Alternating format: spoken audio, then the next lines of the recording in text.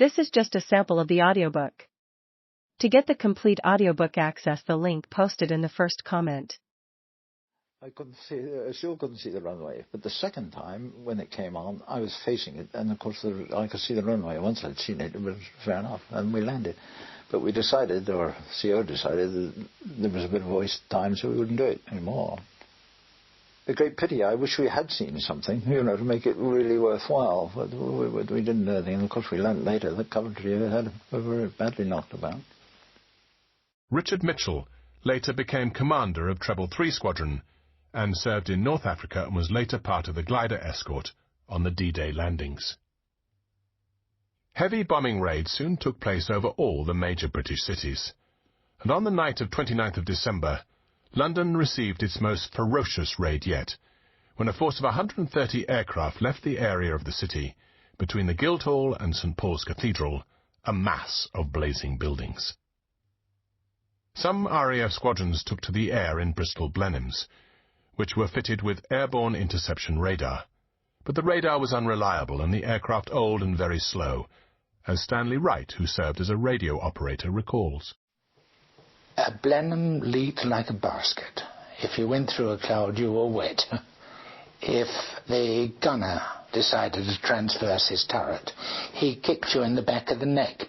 These deadbeat old Blenheims, they put a tray of 303 Brownings underneath them, shoved a Mark IV AI airborne interception set into them, and they were our up-to-date, modern, wonderful night fighters. It wasn't until we got the bow fighters that were really good that life became untenable for the German bombers, really. Corporal Jack Clabban, an armourer with RAF 25 Squadron at Biggin Hill, was not very impressed with the Blenheim either. It was a twin-engined fighter, fitted actually with what they call an air interception radar. The air gunner used to sit in the back and look into a screen, and he used to get a blip when he picked up the target, which they didn't do very often. They picked up blips from everywhere except the target. The situation did not improve until the Bristol Beaufighter entered service. This was a well-armed and faster aircraft, and fitted with the upgraded Mark IV radar.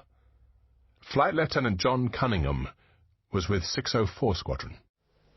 The Beaufighter was the first real successful war machine that the Air Force had. It was the first successful night fighter, marvellous war machine with lots of power, 4 20mm cannon, radar, and adequate performance to deal with the Heinkel 111s and Junkers 88, which were the main bomber force used over this country. Ground could never tell you. They would only say, "We think this is hostile," because they had no identification, and very often it was our own, either the next sector's night fighter or sometimes Bomber Command. IFF was nominally fitted, but was totally unreliable, and they never did rely on it. You had to make certain by visual identification, which you could only do at night, closing in, getting to a point beneath so you could see the plan form of the wing. Having sat underneath, and I made up my mind what it was, and Jimmy Rawnsley was in the back, and his radar set was towards the tail, and he would be facing the tail. And I would say to him, "Okay, I can see it clearly. You have a look at it. What do you think it is?" He confirmed. Well, I knew perfectly well what it was before leaving that position underneath. And we were then a very slow formation, rising gently to its height. You hoped the right range, and then fire. By the time ground control interception radar came into service at the end of 1940, an effective system of night fighting had evolved, allowing ground controllers to vector a pilot accurately onto enemy aircraft. After Flight Lieutenant John Cunningham in his Beaufighter had destroyed several enemy aircraft, he was given the nickname Cat's Eyes by the Ministry of Information. This was to disguise the fact that the RAF were now flying aircraft equipped with radar. By May, he had had 12 successful combats, and rumours began to circulate that night fighter pilots ate carrots to improve their eyesight. It was a rumour that was encouraged, as it helped persuade people, particularly children, to eat a vegetable that was nutritious and easily homegrown. At the start of the Blitz, Anti-Aircraft Command under General Sir Fred